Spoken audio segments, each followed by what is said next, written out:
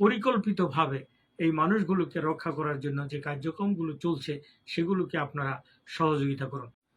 আসসালামু আলাইকুম ওয়া রাহমাতুল্লাহি ওয়া বারাকাতুহু। প্রিয় দেশবাসী, আপনারা জানেন আমরা আজ একটি স্মরণকালের এই বিপর্যস্ত একটা পরিস্থিতি, বন্যা পরিস্থিতি মোকাবেলা করছি।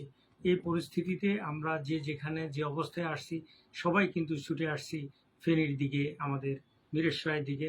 আপনারা জানেন আজকে 14 গ্রাম থেকে শুরু করি মূলত ফেনী পর্যন্ত পুরা রাস্তাটা বন্ধ হয়ে যাওয়ার কারণে ফেনীতে আসাটাও কিন্তু দূর হয়ে গেছে। আমরা অনেক কষ্ট করে মহিপাল পৌঁছেছি সেই লাকসাম হয়ে এবং বিভিন্ন মাধ্যমে, বিশেষ করে সুমনি হয়ে আমাদেরকে সেখানে পৌঁছতে হয়েছে।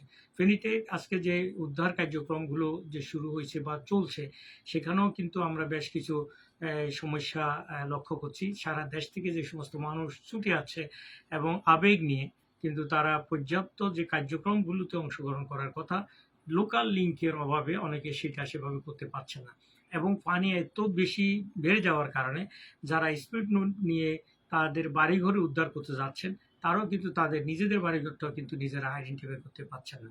এছাড়া চট্টগ্রামের সাথে লালফুল এরিয়াতে এবং একটা বিশাল এরিয়া পানির নিচে তলিয়ে যাওয়ার কারণে চট্টগ্রামের সাথে, বিশেষ করে মিরসরাইয়ের সাথে ফেনীর যোগাযোগ ব্যবস্থা পুরোটা বিচ্ছিন্ন হয়ে যায়। আমরা মহিপালে যেটা লক্ষ্য করেছি, সন্ধ্যার পরে একটা বিপর্যস্ত অবস্থা সেখানে বিরাজ করছে, যে অন্ধকার হওয়ার কারণে, তাদের মোবাইল নেটওয়ার্ক না থাকার কারণে অনেকে পারস্পরিক যোগাযোগও করতে পারছে না।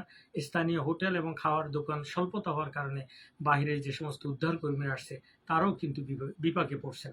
এই জন্য আমি বিশেষ করে ফেনী অঞ্চলে যারা উদ্ধার কার্যক্রমের জন্য আসবেন তাদেরকে আমরা অনুরোধ করব, অবশ্যই আপনারা যে কোনো প্রক্রিয়ায় ইন্টারলিঙ্কের সাথে ব্যবস্থা না করলে লোকাল পিপলদের সাথে, তাহলে আপনারা কোস্টাল এরিয়ায় কাজগুলো করতে পারবেন না। আমি আপনাদেরকে আহ্বান জানাতে চাই, আপনারা আপনাদের সাহায্যের হাত প্রসারিত করুন এবং পরিকল্পিতভাবে এই মানুষগুলোকে রক্ষা করার জন্য যে কার্যক্রমগুলো চলছে সেগুলোকে আপনারা সহযোগিতা করুন।